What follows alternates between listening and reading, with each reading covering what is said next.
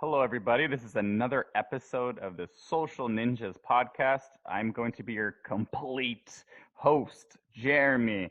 Well, today I have a special guest, Mari Stracke. How's that? Well, almost. You almost got there. Very Oh, impressive. full disclosure, I asked her how to say it before recording, and I tried. It was good enough. It was good enough. I would have known that you're talking about me. So there we go. Oh, he's not saying it right, but me. Okay, yeah. You're talking Since I'm the only guest here right now, it would have to been me. hard. So But true. hello. I'm Hello. glad to be here. Thanks for being on. Let's get started. So, for those of the human beings on the planet who do not know who you are and what you do, who are you and what do you do? Well, my name is Mari Stracke. And that's a German name because I happen to be German. I live in London, so hence the kind of mash-up accent. I've been here for almost 15 years, and I mainly work as a writer.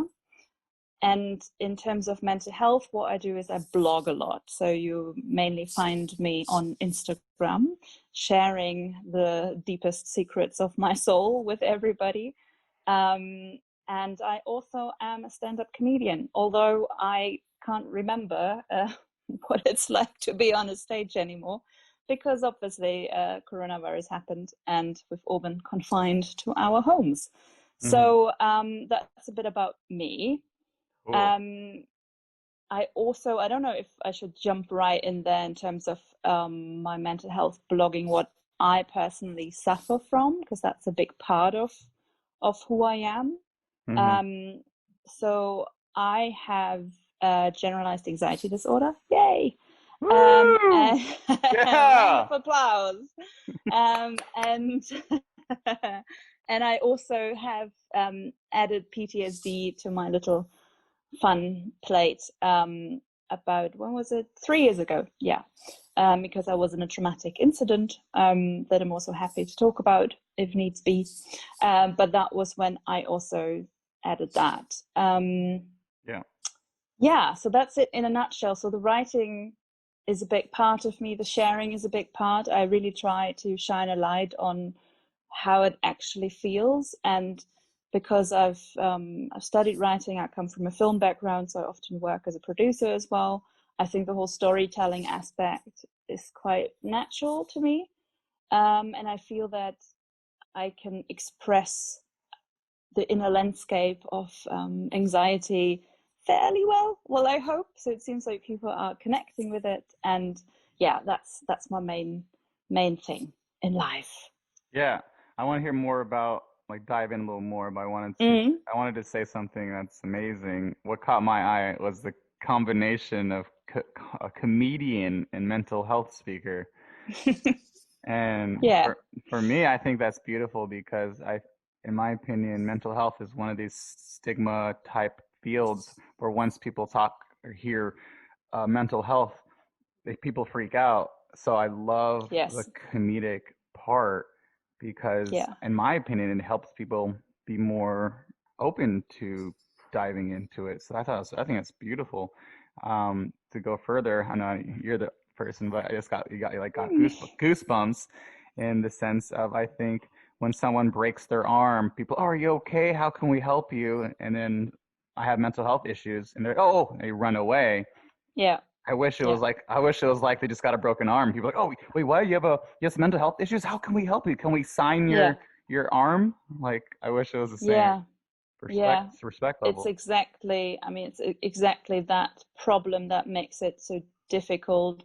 Also, even if people don't run a mile from you, they don't quite know how to react unless they themselves have similar experiences where they can relate to it.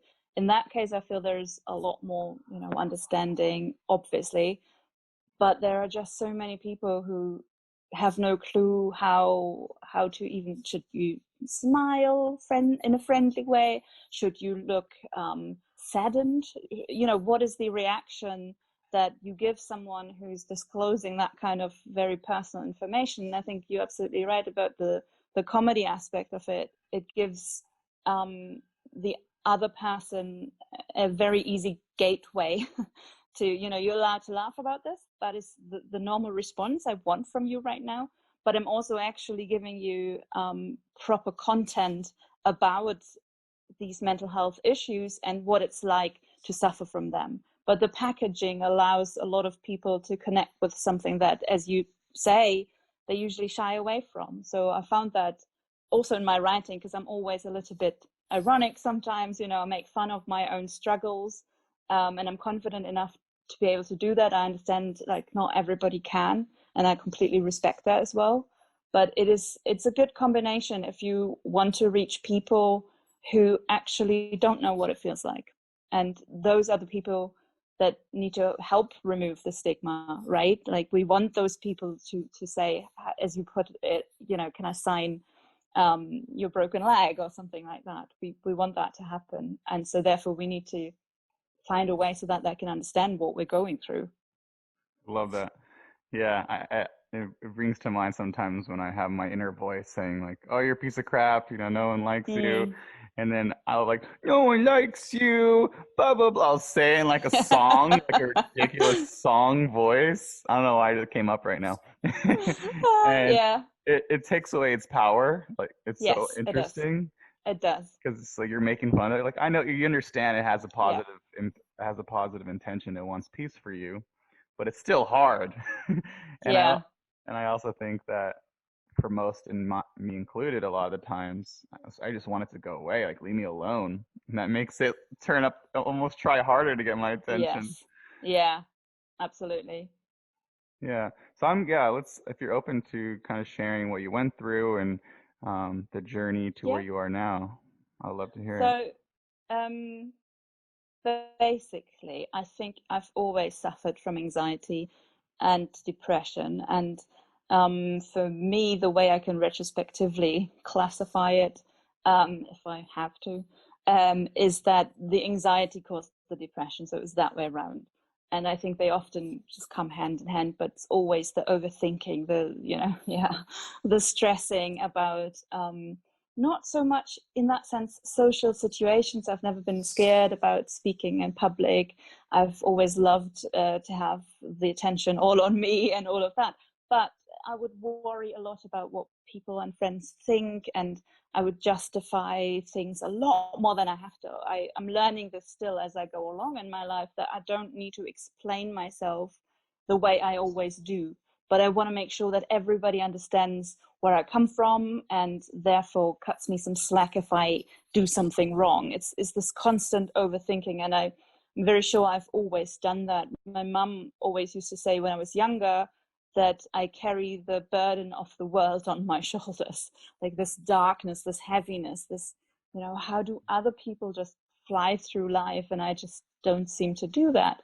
But on the other hand, I've always been creative, and I've always written my own short stories and stuff like that.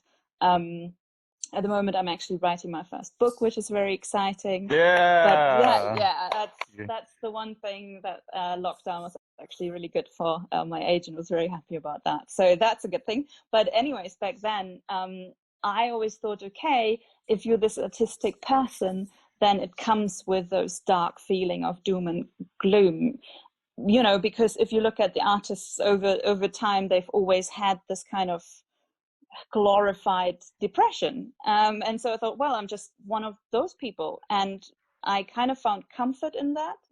But also, I wish that I wouldn't have just settled on that and take that for gospel, because I think I would have reached out for help a lot earlier if I hadn't just accepted it as, well, yeah, this is how I'm supposed to be. I'm supposed to just cry for no reason every now and then, because I'm a storytelling person, and that's what artists do. So Mm. that was throughout my childhood and my teens and so on. And then when I was, oh God, I don't know how old I was, in my late 20s. I think it was 2013. A close member of my family tried to commit suicide twice, and the second time was very severe. She jumped out of a window, um, and that was the biggest wake-up call for my entire family, who are all very loving and supportive, but to stop sweeping the problems that family member had under the carpet. You can't just try and silence something away when it's about mental health. It just doesn't work.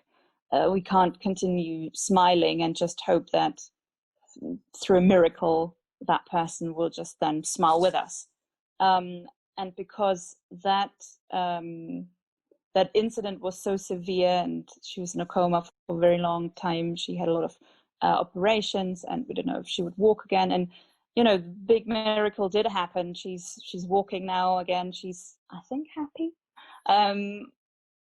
She's a completely different person now than she was 7 years ago. So that's all very positive. But at that time, sitting in the waiting room of intensive care, that's when your family gets together and has to answer some very uncomfortable questions. How did we get here? What caused this? What could we have done differently? And of course, that's heartbreaking, because I don't think that we could have. I don't want to say we could have prevented it, because it is an illness and it takes its toll, and it can be, it can be a fatal thing. Whether you have someone to help you or not. That's not for me to decide that the course of that history would have gone any differently. But we did talk about it, obviously, a lot more than before that. And we also talked with the doctors about it. And one of the things that struck all of us as very special was we weren't sure how the staff, the doctors in intensive care, are reacting. It's one thing if you have to patch someone together who had just a car accident. It's precisely what you were saying earlier about having a broken leg. That is accepted as an unfortunate event and we need to help. It's another if someone, and I'm putting this in quotation marks, causes this themselves. And that was where we at when we were sitting in this waiting room day after day. And one of the doctors heard us talking about this, and he came and he said, I just want to tell you guys that I view depression and anxiety and all that, colorful spectrum of things that you can suffer from. I view that on the same level as cancer. To me, it's no different. It is no different. It is something that can cause you to die. And it isn't through any doing of the patient. The patient is the patient is the patient. It doesn't matter. It is the same exact thing. And I think to my family, and particularly the sort of older generation of my family, that was incredibly important to hear from one of those gods in white, Mm. And that really, really changed the way my family was viewing it. And for me, it sort of marked this point of, we have to talk about this. We have to be super open about this. If we don't want this to happen again, then now is the time to get comfortable talking about it. And that was when I started blogging about my own struggle. So I tried not too much to go into detail online about my family member, because I feel that's their story. That's not really my story to tell in detail. So I never want to give too much away about that, because it just doesn't feel right. But that started my journey online for sure, where I felt, okay, well, I know I have anxiety and I know I have panic attacks, and how about I just put that in words? Mm. And it developed into this thing. If you look at way earlier posts, it wasn't like that, but over the years then it seemed to be like I post sort of a selfie and then a really long caption about how I feel. And sometimes I also post a picture just after a panic attack. However, I always tell my followers, don't expect a picture where I'm very upset to be posted in that moment of where I'm down in the dumps. I cannot do Oh, that. that is I could hard. never do that. So the only thing I might manage is to snap that picture for a second, and even that feels very strange. Sometimes in a good way, it does snap me out of it a little bit, but I would never be able to write a post when I'm in it. It's not possible. It's not on my radar. I frankly, in those moments, don't care about what I do on social media. It is that I would do that a few days afterwards and try and then put it into words. Um, Mm. and then over the past years, body positivity stuff has come to the plate as well, because I'm curvy. And I just, started to a blog about that as well. So that's the mix online. So that was Which, in my opinion, is a huge thing. It's like this body positivity. I wish everyone had a really positive, feeling of their body, and I yeah. think it's awesome you're doing that. I think it was quite easy to actually, um, you know, because I was already sharing about panic attacks and depression and those really personal feelings. And then to transition to actually talk about how I feel about my larger hips, or, whatever it is that I'm worried about in that moment, wasn't actually too difficult, because once you over that threshold of like, I'm comfortable sharing my Yeah. so-called flaws with everybody, it's fine. And you also own them a little bit more, like Mm. I think the last thing I posted was about varicose veins and cellulite and all of that, and I'm like, yeah, well, I have that, so sue me. I mean, I'm still a human being and I'm still lovable, and I find myself okay to look at on most days. So It's a practice.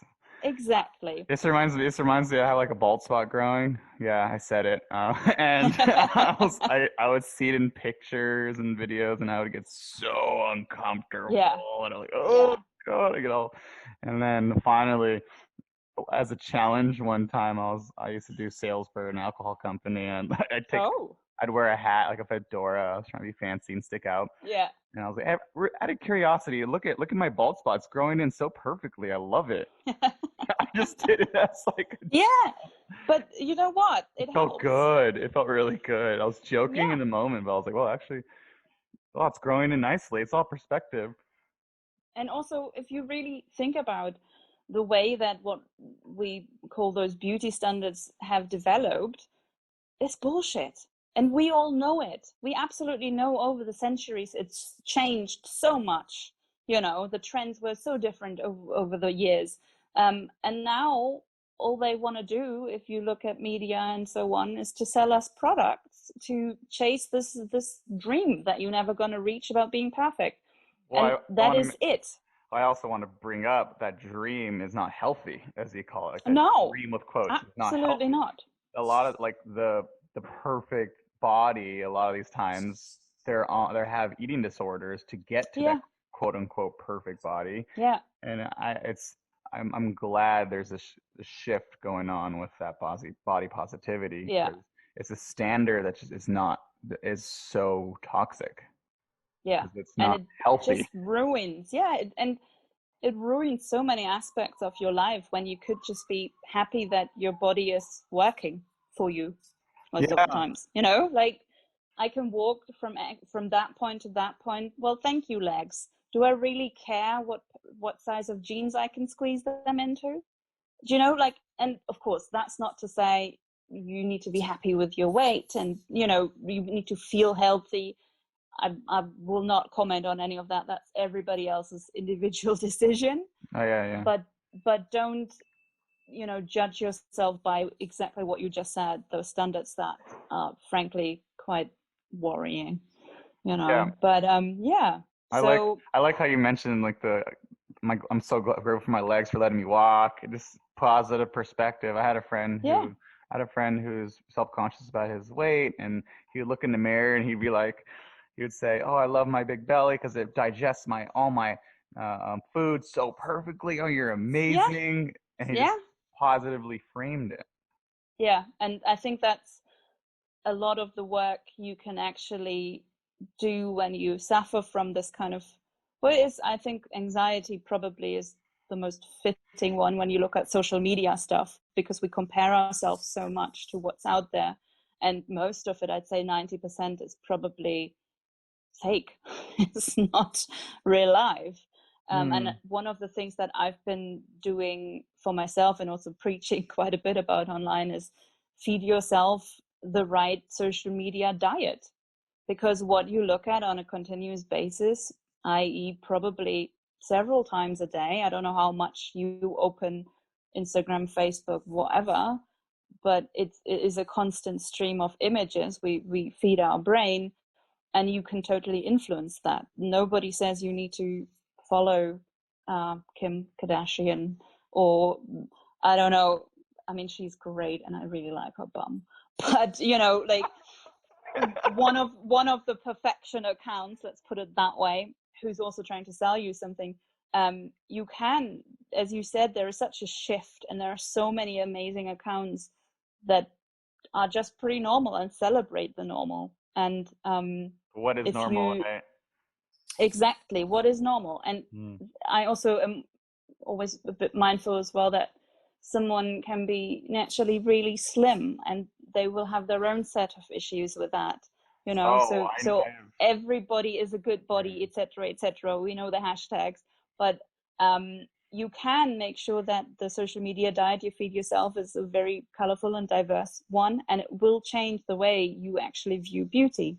And I've noticed that firsthand over the years that say 3-4 years ago maybe, I would have not looked at certain bodies that are very similar to mine and would have said, oh, that's beautiful. But because I'm so used to seeing these bodies in amazing swimsuits and amazing dresses and whatnot, I now find that genuinely pretty and beautiful.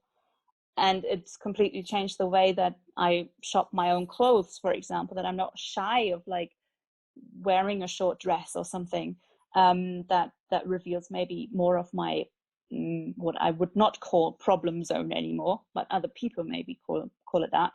So I think there's a huge power in being able to shape your own perception over time. It's not set in stone, for sure. Like, Yes. you Yes. hold the key to that castle. Hmm. It might just feel uncomfortable in the beginning. I think what's important for me personally is it's okay to have judgments. And Yeah, I think there's this whole thing going around of don't judge other people, which is just unfair because society kind of placed judgments within us. yeah, And I think what ends up happening is people say don't judge others, and then people judge others. Oh my God, I'm judging others. No, no, go away, leave me alone. But it's like it's okay, but it's normal. it's normal. Challenge those judgments. I'll Yeah, never forget. I was in Australia. I was riding a bicycle on the Indian Ocean, and there's these big guys with tattoos and everything. They're drinking beers, and my judgment is like, oh, I gotta get away. They're not gonna be friendly. They're gonna be really yeah, aggressive and all that. And I was like, well, hold on, judgment. I really want to challenge this judgment. yeah, yeah. So I turned Because you around. can, yeah, I turned around, I went over them. I was like, "Hi, how are you?" I just got all friendly and like, "Oh, how are you? Come join us. Do you want a beer? You're family now." And we're singing, yeah. having a great time, and that felt so cathartic. It was amazing. And imagine you would have just walked away from the entire situation It was, because of like some pre-assumption. It is, it is good, as you said. I mean, you're right, because judgment will always happen. We always jump to conclusions based on previous experience or something that we've seen somewhere, even in films or whatever. We'll always have that. We won't be able to escape it, but you can challenge it, or you can also make sure that you are in control of how you shape those judgments. What was the basis for that to happen? But yeah, yeah, so I'm kind of curious, people, as far as getting some your perspective on either. I know you talk a lot about authenticity, mhm. and I love that because I practice authenticity. I sometimes go back the other way, but that's something I have in my radar. What would your tips be for someone who wants to be more authentic and not fear being authentic? Yeah, I think my first tip would be to check in with yourself, and check in with yourself often, because um, authenticity can change from situation to situation. So I might feel authentic in one moment, and I think, this is the real me right now speaking.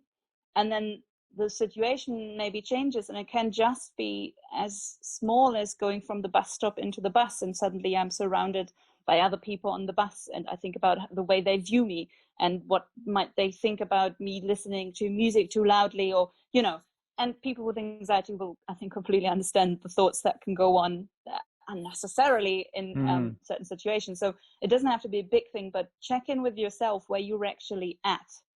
So what is the most authentic me right now? What do I actually feel? Because I think often the problem is that we don't even know how we feel in a lot of situations, because we're used to brushing over ourselves a lot as well, and Mm. just go along with what's Uh, surrounding us, yeah. you know so think of like you coming into an office, which at the moment, thanks to corona, I'm doing every day. It's a new experience for me, Mm. and there is a certain vibe in the office, and a lot of the time you would sort of adjust to that level of energy that's there.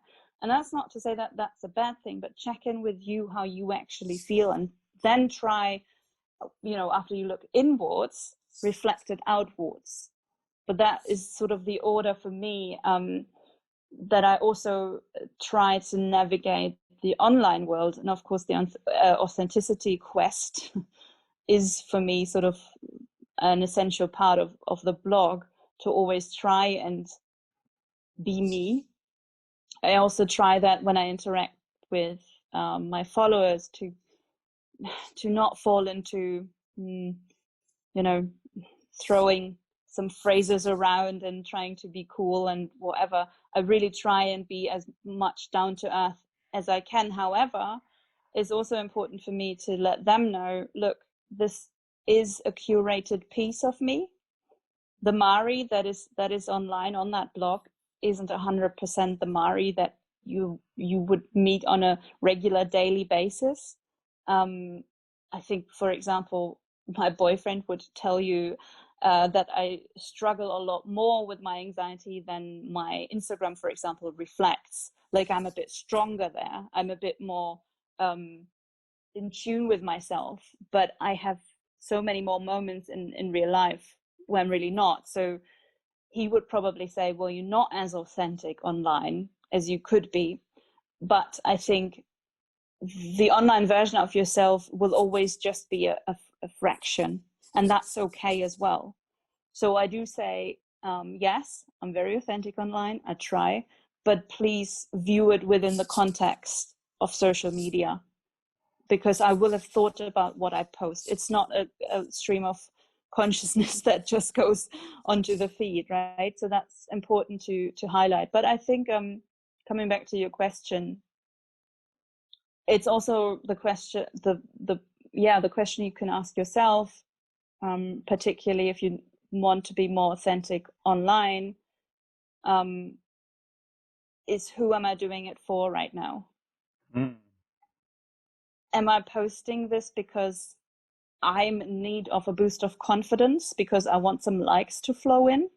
I Yes. want certain comments, and I'm craving that right now, and therefore I'm designing a specific post. Like, I have some people who follow me because I have red hair. I mean, I'm very honest about that. And I know if I post a picture where you can see more of the red hair and maybe some more of my body or whatever, I will get certain comments that probably make me feel good. So But I have a question. Do you think it's bad to post something just for those comments and likes? um, Or do you think you're going yes. to rely on it? Yeah, it's the, good. Oh, the it the is good. short answer is, no. I think the short answer is very problematic. It Hmm. is very, very problematic, Because because it does feel good in the moment. Let's be real. It feels really it's good. like a drug. It's like a Yes. drug. It's a quick Yes. fix. Hmm. And I think if you are relying on that, you will always fall at some point. Yes. My Instagram might be gone tomorrow. It might be hacked or whatever. It might be gone, and I still need to be able to have my own, like, have my identity and self love and all of that. If that was completely non-existent, and so I think that's really important to keep in mind.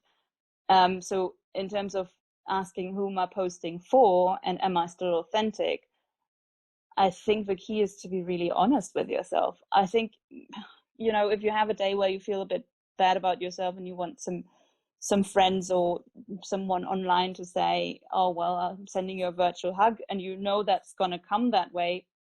Who am I to say don't do that? I don't know. Mm. I don't have the answer, I think, because I think it's such an ongoing debate about social media.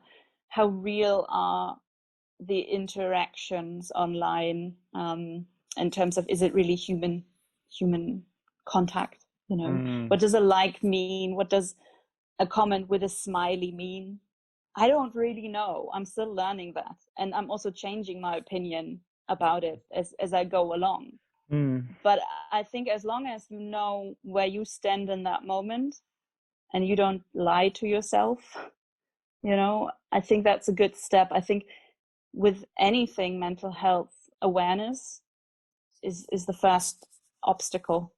Be aware of where you're at, what you need. And maybe if you feel like, oh God, I'm only posting because I want somebody to notice me and I want somebody to check in with me, maybe there is a better way of getting that. Mm. Because there's nothing wrong with feeling, I don't really want to say needy because I think that has such a negative connotation, but with feeling a bit vulnerable and wanting some connection, I think that's perfectly valid. But maybe then think about, is social media the right place for it? And do I have maybe someone I can call who is part of my support system? However, I also think that not everybody is fortunate enough to have that support system. And I think a lot of people find solace in what's shared online and will send long direct messages or longer comments.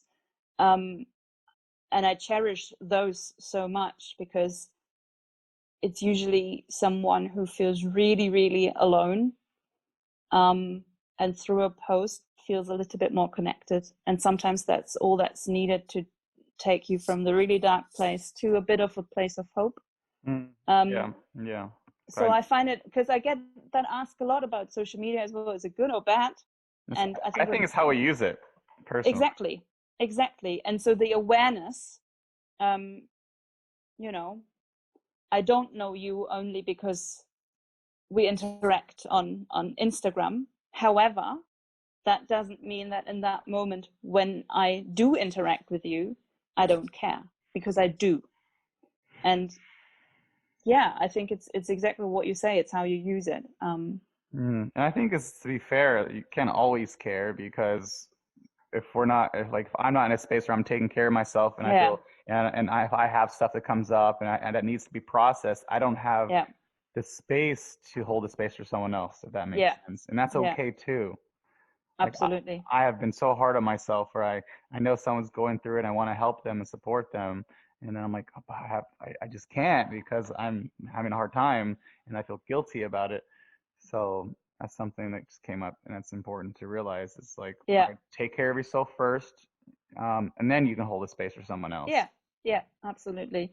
Nobody, nobody is responsible also for someone else's struggle. This was something that a friend of mine said years ago when I had after a panic attack, and she was like, "Mari, so essentially you're dealing with this alone." And I found that so heartbreaking because in that moment I felt like I was being told you're alone. Oh But yeah. yeah, it's a very murky kind of water. Hmm. But what I she was kind of, yeah, I would just kind of no, just kind of say what came to mind is I know she said like she was saying that you got this, but you have to do it on your own because no external force is gonna give you that self love or give you that support. Like it has to come from internal. But like she had a positive intention, and you kind of took it the other way, which makes sense. yeah, And I, yeah, I kind of wanted to bring back before I forget is supporting someone else. I want to make sure we kind of touched upon this. Supporting someone else who's going through some mental health issues. Is there a way you would um, support that person? Because I think a lot of people want to help, but they don't know how. yeah. Um, I think, first of all, I think it depends whether you have your own experience with a similar mental health issue. because it is always, I think, 100% easier to support somebody who's going through something that I have, even maybe in a different form, because I think everything is individual, but that I have experienced.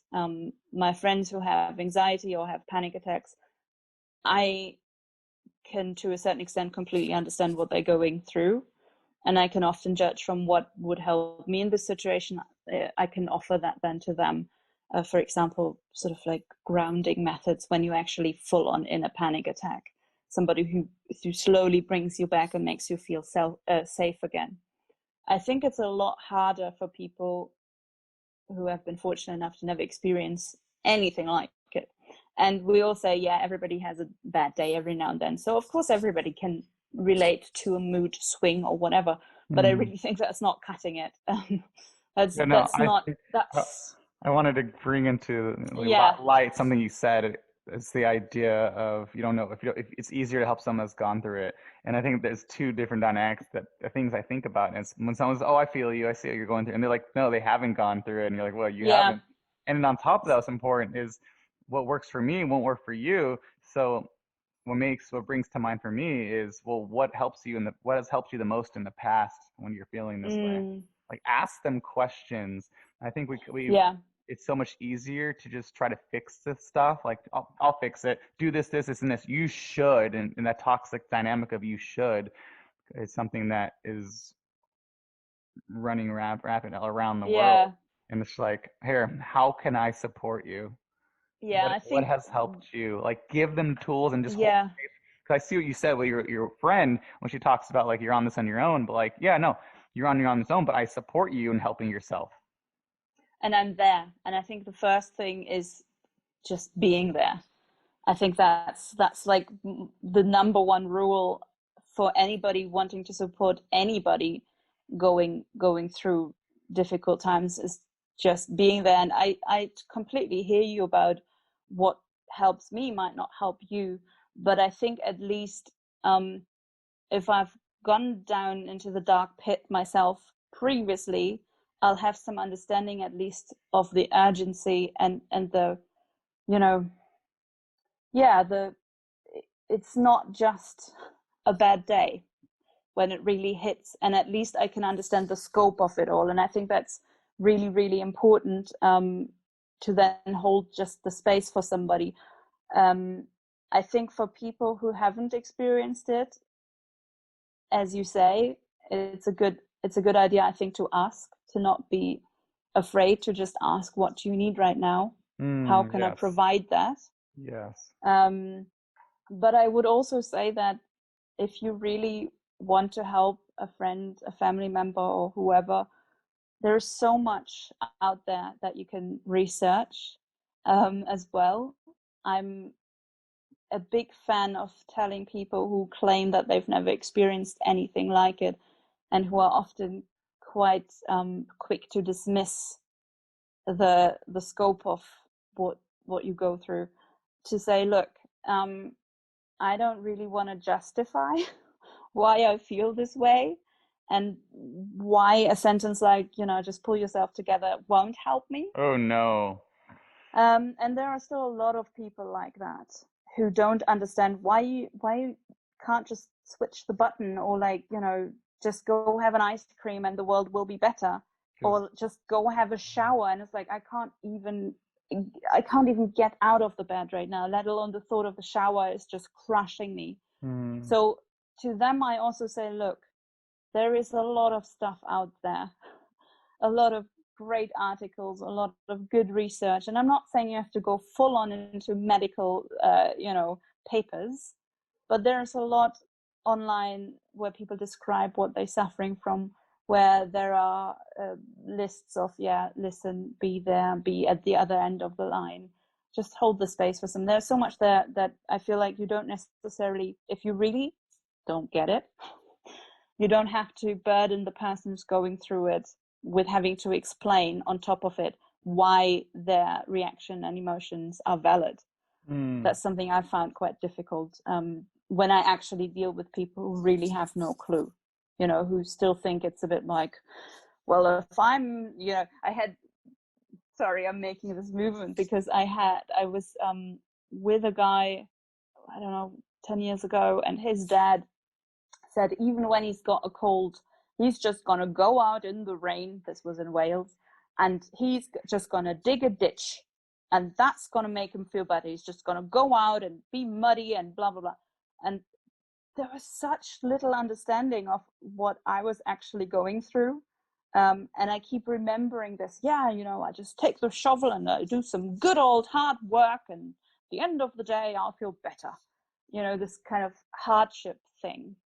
Yeah, I also want to bring to light is what's hard for me still to Mm, practice. If I'm being honest, it's this when I'm being triggered and I'm having a really hard time.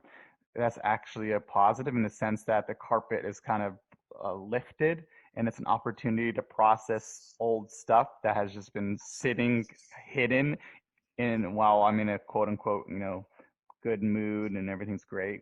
I guess not quote unquote because I am going to get in a good mood, but mhm. the hardest part is putting that positive framing. Oh wow, I'm in an awful mood. What a great opportunity! Yeah, Like, yeah, but yeah. it's true. In those moments where I go to I go to like group calls and I have like this really heavy stuff that comes up and I'm triggered. Oh, when I'm triggered, oh man, I don't. Last thing I want to do is go to group, but when I do, it's just that's where the gold happens. Like going Mm, towards the roar, even when like my brain's telling me not to. That's when mm. most of the growth happens. Um, but I wanted to get this question to you. We asked everybody this question. It's an awesome question. I love it. And that is, if you had one message for the world, what would that message be?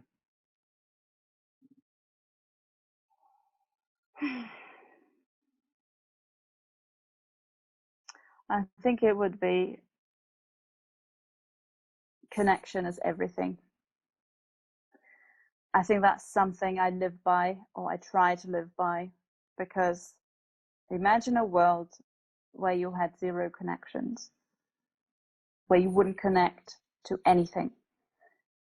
And I'm not just limiting it to human connections, but also to, if you think about going for a walk in a forest, something like that. I don't know how you feel when you do that, but I feel very connected to the planet as well. I feel there are all these, breathing things around me that are growing and that live a completely different life than I do, and yet we share the same earth. And I'm very grateful for feeling connected then, not only to my fellow human beings, but also through everything that's living. Because I think we often forget that we're actually alive. Um, and I think connections also with human beings, when you share laughter or when you share some deep conversation, that's when you feel most alive. And of course, love is also in that corner of connection, right? What else is love if not a really strong connection with somebody? Um, I think that is the most important thing. And if you would put connection with everything above everything else, then I think our reaction to certain things, like, for example, a global pandemic, or who we elect for president or prime minister, all of those things, if the connection to each other comes first, a lot of problems we have created wouldn't be there, because we would cherish exactly that, you know. So I think that's the most important thing personally for me, and what I would also like the world, yeah, to take Yes. on board Anyways, we can talk for hours forever. because I have gone through it. Like as we talked about, I've gone through a lot of depression and anxiety, and man, it's like thank you for if I gotta get this out, I gotta say this. If someone is looking for you online, where can they find you? Well, they can find me probably easiest on Instagram with just my name, which is Mari, and then Stracke, the horrible German unspeakable name. Stracke. But yeah, you'll find me just with my name. I also have a website that I don't maintain very well, but I have it. I've tried to be on Twitter. I'm not so good at it. Yeah, So I same. think, yeah, I became a TikTok addict, but I don't actually do any content. I'm just one of those pandemic TikTok people now who secretly fall asleep to TikTok every night. It's very bad for your sleep.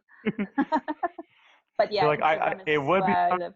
it would be nice to do a guided meditation, but TikTok, It's, oh my God, but it's literally so bad because my mind gets so triggered by the constant stream of images and videos. I can't sleep afterwards. It takes me yeah. about an hour and a half to calm down from TikTok, And but they'll, it eats your yeah, time. it does. I'll put on like a That's crazy. I'll put a guided meditation on and be out in like 5 minutes. Yeah, not with TikTok. So my advice is do not ever go on TikTok if you've made it so far without it. It's yeah, it's a vicious circle. But anyway, Well, very, very, very special thank you for hanging out with me for a bit. well, And thanks for having me. I just want to say connection is everything, and I'm glad you used your. I'm so glad we got to connect, and yeah. And Well, thank you. well, thanks everyone else for listening to this. Sometimes, speaking of connection, I love that you said that because I used to worry so much about the contents being great and this and that. And one thing for me I've learned in this podcasting is just connect with the person as much as I can, and content will come. Yeah, So I beautiful. love that you said that. And we'll just all right. We'll see y'all next week.